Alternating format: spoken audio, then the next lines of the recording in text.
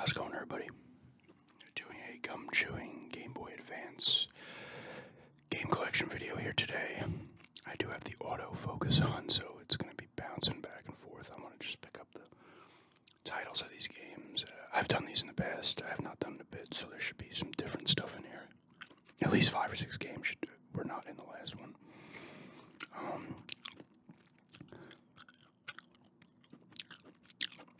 It's a great system, great handheld. I had the original model back in the day, which always had a cool look to it. Problem was it wasn't backlit, which sucked, and then the SP was a superior model. It was backlit, just more compact and whatever. I didn't have a lot of games back then. It was like Advance Wars, Castlevania Circle of the Moon, one of the Super Mario Advances. But I had other ones over the years, games, and I'd sold them. I come across GBAs a decent amount. So. But anyway, let's get started. First game here is B game. I have not played this. This came from a G sale. This is the one that I got all those games at. I have a few of other ones still as well. And I got a GBA there too that I still have. This was part of that as well. I think the next two were Midway Arcade's greatest hits. Greatest arcade hits. Let me try to get it to get to a perfect spot here. Oh, good.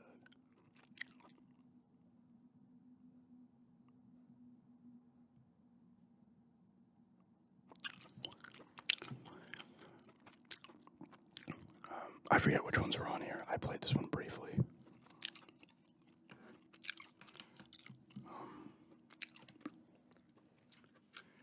And this is a Namco Museum, which has arcade games. This Namco. They dig dug and stuff. That's what might be on this one. I'm not sure. I don't think that's Midway. Midway might have Mortal Kombat might be on there, and like Smash TV and stuff like that. There's probably only a few actually, because they didn't put as many on the handheld version. They couldn't fit them, I guess. Same thing. This just has old Namco games on it. Pac-Man's probably on here.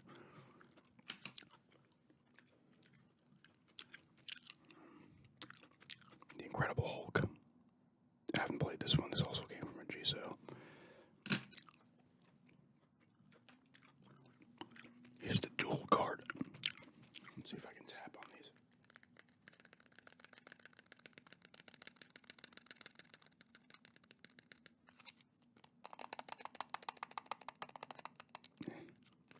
Right, rattling the inside of this thing. Scooby-Doo Cyber Chase and Mystery Mayhem. These are kind of cool, and they're different than their console counterparts. These are, I think, these are like side scrollers as opposed to just 3D. Obviously, they wouldn't be 3D on the GBA, but nice to have it in a dual card. This one I got off eBay, and then I actually got both of these in that lot with the B game and stuff. I sold those ones a while back.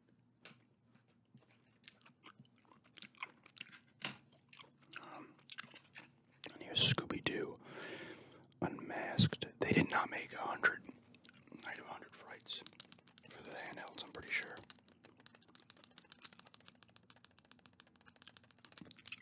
They might have saw the success of that one, maybe, and then when they were making the other ones, like bump them out on the handhelds.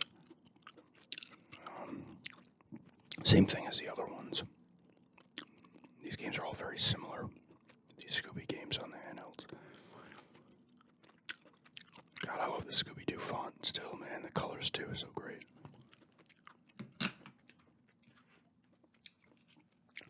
Spy Hunter. It's actually a pretty good version of because this is a port of the one that came out back then. There's 2 of them on the PS2, Xbox, and GameCube. This is actually a pretty good port of it. It actually looks really good, too.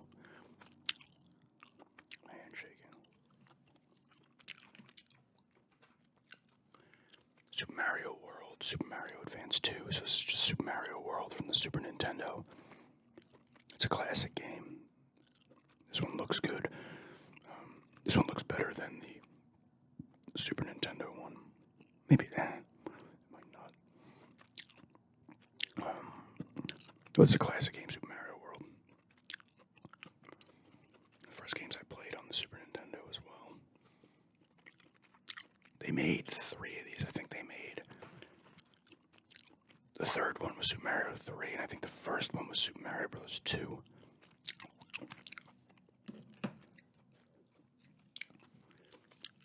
007, Everything or Nothing. I played a little bit, and this is another one, similar to Spy Hunter. That is really impressive. This one has like the top-down look. It looks nice. You just run around shooting people and stuff. It's kind of the top-down looks nice because you get like a nice field of view for enemies and stuff. I didn't play a ton of it, but I enjoyed what I played with it. It's a great game on the consoles as well. It was the first one that, because the Agent on Fire, GoldenEye, Nightfire, there might have been one on the NES too, but those other ones are first-person shooters, you know, on the GameCube and stuff, and the N64. And the World's Not Enough, and the ones actually. I think Tomorrow Never Dies on the PS1 was actually third person, so this would not have been the first. But that one was great. This one's cool too, but the one on the consoles is fantastic.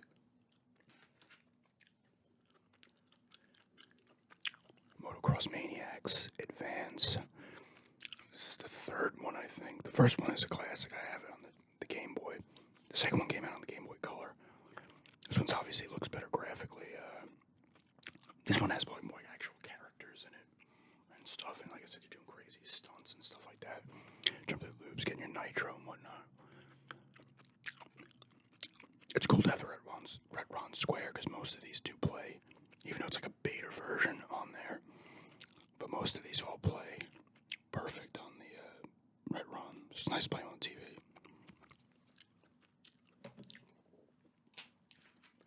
Here's a really good one, and these games are just great in general. It's a shame they don't make them anymore. Stuntman. So this is a port of the PS2 game. Ignition came out on the 360 and PS3, and I think PS2 as well. This game's awesome. You're pretty much, that's what you are. You're a stuntman, and you drive different vehicles. Sometimes you have like a motorcycle, a little buggy attachment, or you'll have a car, or like a big truck or something like that, or motorcycle. And you're doing movie scenes from the movies, and the movies are all parodies of actual movies, like Live Twice for Tomorrow is the Bond one. Toothless and Whopping is like the Snatch or the Lock, Stock, and Two Smoking Barrels type movie. And there's a Batman one. There's like there's one called Blood Oath, but I don't know which one that was really parodying. But it's fun. It's trial and error. And this is another one that works well and looks nice on GBA. But it's trial and error. You're going to mess up a lot because you're on a time limit. And you can only mess up a certain amount of times or the scene ends. So you have a few mess ups. But you got to do stuff like hit boxes, hit a jump the right way, do like a 180 E-brake turn, smack some cars, go around cars a certain way. And other types. Sometimes it's like an action button too where you hit and something happens. So it's actually really cool. If you have a GBA, get this. Get any of the Stuntmans.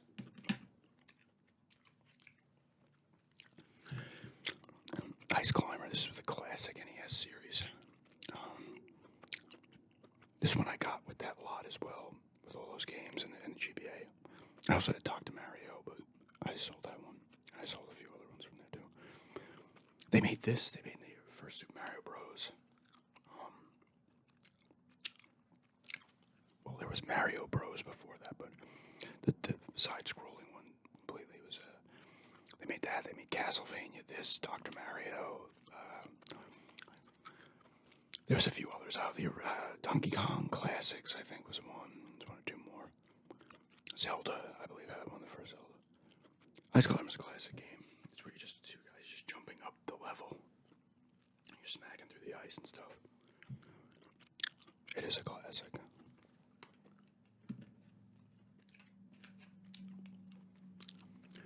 Sonic Advance 3. Similar to the they usually are different. This one, I think the first two are actually based on the older games, but this one I think it's its own thing. And it has a nice look to it.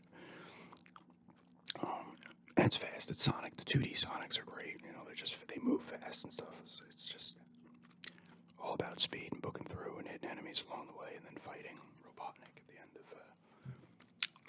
Usually there's 3 acts in a thing. This is another one though that came at that garage sale. This one's like $25-$30 too on eBay, which is pretty nuts.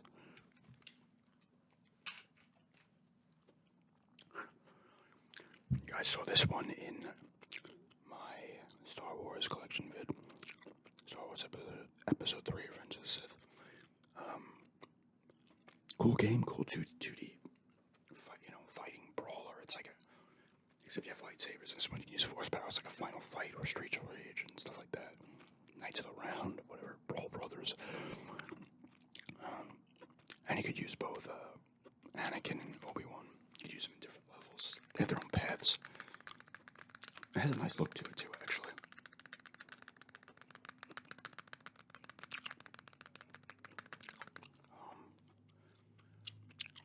But yeah, solid title.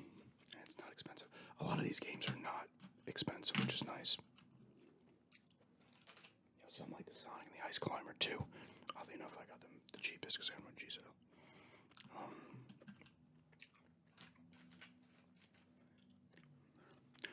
Here is Lord of the Rings, Return of the King.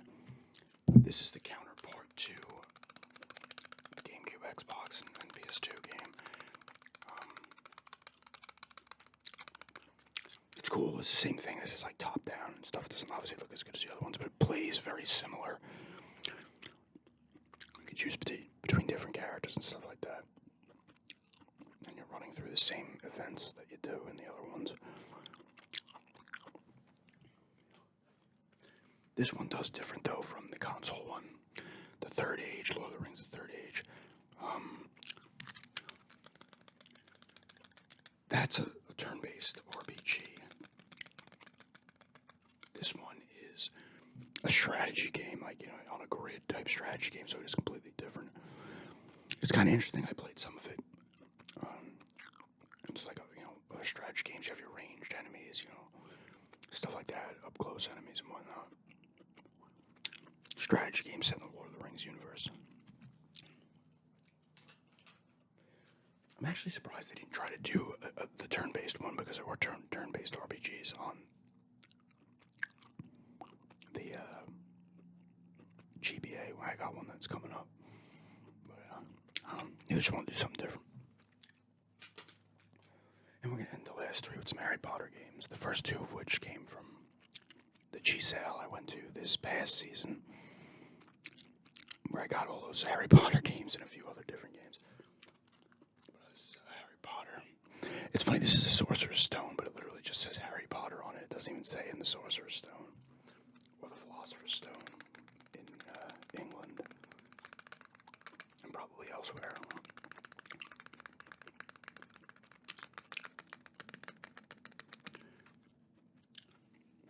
I've messed around with this one, honestly, but I decided to keep it and the other one. Because these Harry Potter games have a little bit of value, so I guess Chamber of Secrets. This one, they made a Game Boy Color version that was a turn-based RPG. This one is not, and neither is the other one, the first one. That's another one I didn't play much of, but this one does just say the name on it.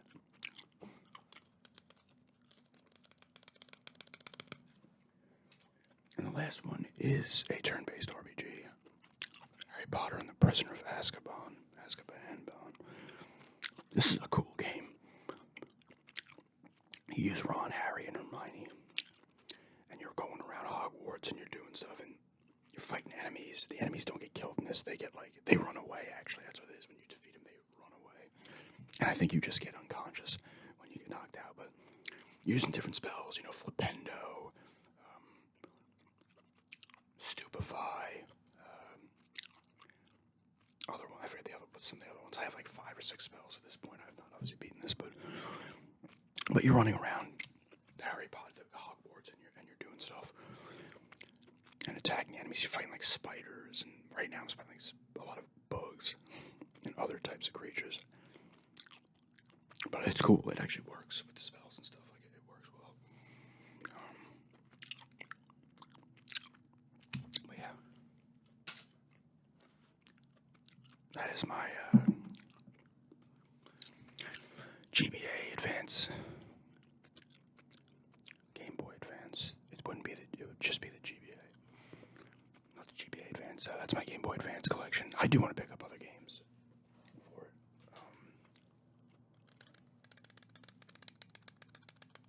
Maybe like. And the thing is, GBA you can find a lot of cheap games. There are expensive games as well, but it's another one of those systems that you can find stuff on the cheap, which is nice.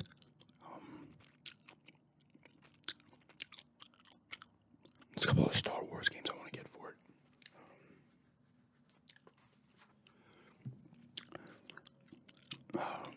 There's something else, I can't remember what it is.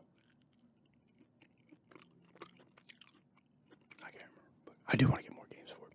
Like if I go into the game stores, the local retro game stores, I will browse through. They should have, unless they're more expensive, they're like in the case at the counter, but they have a bunch of like, maybe $15 to $5 games thrown into a thing, so you gotta pull them out. Like those Game Boy Advance, Game Boy Color, and original Game Boy, you gotta like pull them out and fucking search through them.